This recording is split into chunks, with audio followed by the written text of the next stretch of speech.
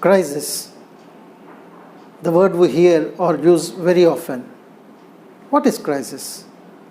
According to dictionary, crisis is a time of intense difficulty or danger. Crisis may happen anywhere or anytime, both in personal life or professional life. There may be situations in life where you realize crisis occurs. For example, cyclones, they are announced well in advance. So personally you plan how to face the cyclone, secure your family, your house, your vehicles, or buying groceries, vegetables, keeping water well in advance in your house. These sort of things, maybe charging your cell phones, keeping a candlelight, all like this is how you prepare for a cyclone. This is part of crisis management at home front. Now take the same example. How do you deal at factory or your works or you're at your office? There may be a delivery scheduled during that time. What do you do? How do you cope up with the crisis? You may call your team, discuss with them, chalk out the priorities, and ensure that the loss is minimum to the company. You plan very well. You brace up yourself to face the crisis because you know that well in advance. Another example, you know there is a trucker strike. It's announced in the news. So there may be shortage of material, incoming material or outgoing goods. Again, you plan, you call your team, you discuss, you ensure that production is scheduled in such a way that always whatever the incoming material comes, it is translated into final goods, finished goods, and you deliver to your customers without any hindrance. This planning of crisis well in advance, and because crisis is imminent, you know well in advance, and you plan that, is part of crisis management. The examples what we saw now are like the crisis which we know well in advance that they are going to happen. Now there are some situations where the difficult times or the crisis comes unannounced. How do we deal with them? For example,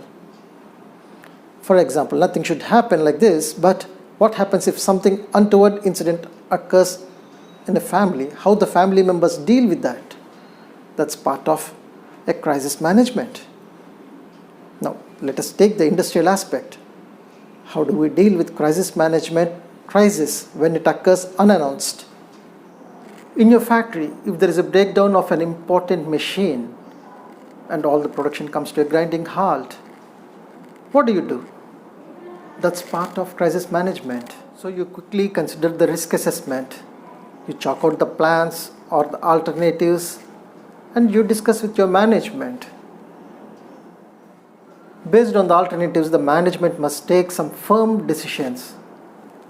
These decisions could be sometimes very harsh and painful, but in total, these are to overcome the crisis. Once the resolution is done and the crisis is over, plans should be made to recover. In the entire process of crisis management, the communication to the stakeholders should be channelized truthfully and honestly. This should include your customers, your workforce, and shareholders. All should be involved or communicated properly throughout this crisis management. What is happening? They should be aware of the things which are happening at the factory. Your crisis management team should not have many team members, because there may be different solutions and the discussions and debates may go on for a long time. During crisis, you need very fast resolutions and alternatives. This is the essence. So remember, too many cooks spoil the broth.